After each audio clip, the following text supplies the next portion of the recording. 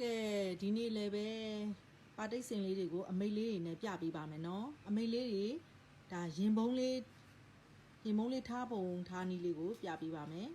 ကျမတို့ကရေကူးတောက်ဒါမှမဟုတ်ပခုံးတောက်နဲ့ချုပ်ထားလို့ရပါတယ်ရေကူးတောက်လေးကိုအရင်ဆက်ထားပါတယ်ဒါနောက်ကွဲစီလေးချုပ်မှဖြစ်တဲ့အတွက်ကြောင့်မလို့ဒါလေးကိုရင်ပုံးအတူလေးကိုပြပေးပါမယ်နော်အမိတ်လေးတွေကိုအခုလိုအရင်ဆုံးတင်ကြည့်လိုက်မယ်နော်တင်ကြည့်တဲ့အခါမှာညာဘုံဖြစ်တဲ့အတွက်ကြောင့်ညာဘက်လေးကိုအသာလေးဖုံးကြည့်လိုက်မယ်ဒီလိုအရင်ဆုံးလက်ကလေးနဲ့ပဲအရင်ဆုံးလုပ်ကြည့်လိုက်မယ်နော်ဒီလိုယာထားကြည့်လိုက်မယ်ယာထားပြီးတော့မှအစင်ပြေတော့မှကျမတို့ဆက်ယူမယ်နော်အခုလိုမျိုးပင်သီးလေးတွေကိုစိတ်တိုင်းကြပုံစံဖြစ်ပြီဆိုရင်ပင်သီးလေးတွေဆက်တိုက်ထိုးထားကြည့်မယ်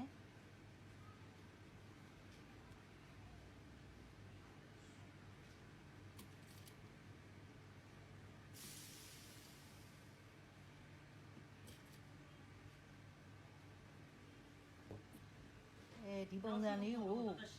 သတိကံပုံစံလေးလုပ်ရင်ကောင်းမလားထွင်ကြည့်ရပါတော့ဒီလိုလေးလုပ်ကြည့်မယ်နော်သတိကံပုံစံလေးလုပ်ရင်ကောင်းမလားဒါမှမဟုတ်အဝိုင်းလေးလုပ်ရင်ကောင်းမလားမျိုးစုံထွင်ကြည့်ကြမယ်နော်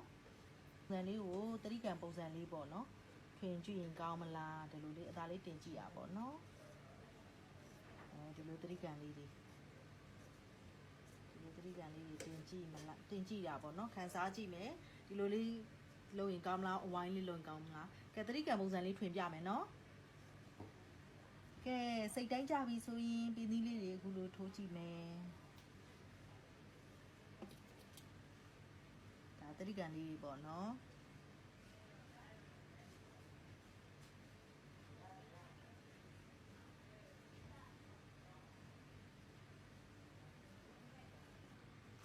အခုလိုမျိုးလေးပင်သီးလေးတွေထိုးကြည့်လိုက်တယ်ပေါ့နော်သတိကံအကွက်လေးကအပေါ်ကနည်းနည်းသတိကံအကွက်အကြီးကြီးလေး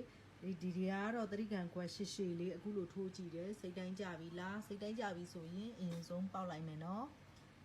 ဒီမှာကတော့နည်းနည်းလေးခွာထားတယ်ဘာလို့လဲဆိုတော့ဒီမှာလေဘင်းနှစ်ဘက်စာလေးကိုကုတ်လိုက်တယ်ဆိုရင်သူကဒီအပြားလေးอ่ะပေါ့နော်ဒီအမိတ်ပြားလေးကသေးသွားမှာဆိုလို့ပေါ့နော်ကဲဒီဘက်ချမ်းလေဘင်းလေးရင်ဘောအောက်ခံချမ်းလေးကိုလည်းဒီမှာအမိတ်လေးထည့်ကြည့်လိုက်မယ်နော်ခုနလိုပဲပင်သီးလေးထိုးပြီးတော့ထည့်ကြည့်လိုက်မယ်နော်ကဲအခုလိုပင်သီးလေးတွေထိုးကြည့်လိုက်ပြီလှပြီလားကဲလှပြီဆိုရင်ဆက်နဲ့အရင်ဆုံးပေါက်ပါမယ်ဒီဘက်တွေကိုအရင်ဆုံးပေါက်မယ်เนาะဒီအဲ့တော့ဒီအတူဆုံးပေါ့เนาะဒီအတူဆုံးလေးကိုအရင်ပေါက်မယ်ပြီးကမှသူကြားထဲကိုထည့်မယ်เนาะကြားထဲကိုထုံးစံတိုင်းလှန်ပြီးတော့ထည့်မယ်ပြီးတော့မှဒီဟာတွေကိုပေါက်မယ်เนาะပြီးကမှဒီဟာတွေကိုပေါက်မယ်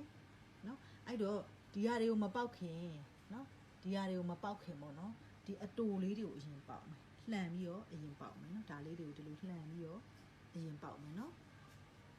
ဒီညာလေးတွေကိုလှန်ပြီးပေါက်မယ်เนาะပြီးကမှဒီအရှိကြီးကိုပေါက်မယ်เนาะဒီလေဘင်းနှစ်ဖက်ကတော့ခြီကျဲလေးနဲ့ပေါက်မယ်เนาะကဲရင်မောအောက်ဖက်ညာအတူလေးကိုအရင်ပေါက်ပါမယ်ဒီနည်းလေးတွေကိုအနားကပ်ပြီးတော့ဖြုတ်ပါမယ်เนาะလှလှလေးပေါက်ပါမယ်အကဲတွေ့လားလှန်ပြီးတော့အဲ့လိုပေါက်ပါမယ်တုပ်เสียမလိုပါဘူးเนาะမတုပ်လည်းရပါတယ်ဒီအသေးလေးတွေကိုပေါ့နော်အရင်ပေါက်မယ်နော်ဒီသတိကံအသေးလေးတွေကိုအရင်ပေါက်ပါမယ်ကဲအဲ့လိုအသေးလေးတွေကိုအရင်ပေါက်ပြီးရဲ့အခါမှာပေါ့နော်ဒီအသေးလေးတွေပေါက်ပြီးရဲ့အခါမှာကျမတို့ဒီရင်ပုံးချမ်းကိုပေါက်ပါမယ်ရင်ပုံးချမ်းကိုပေါက်တဲ့အခါမှာဒီတောင်လေးတွေမှာကျမတို့အဲ့နဲ့ထောက်ပြီးတော့ပေါက်ပါမယ်နော်နှစ်ဖက်ပေါက်မယ်ဒီဘက်တစ်ဖက်ပေါက်တဲ့အခါမှာဖြည်းဖြည်းလေးနဲ့ညင်ညင်သာသာလေးပေါက်ပါမယ်ဟို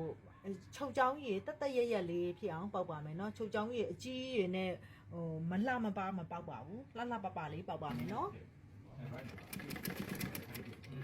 ကဲအရန်လှသွားပါပြီเนาะ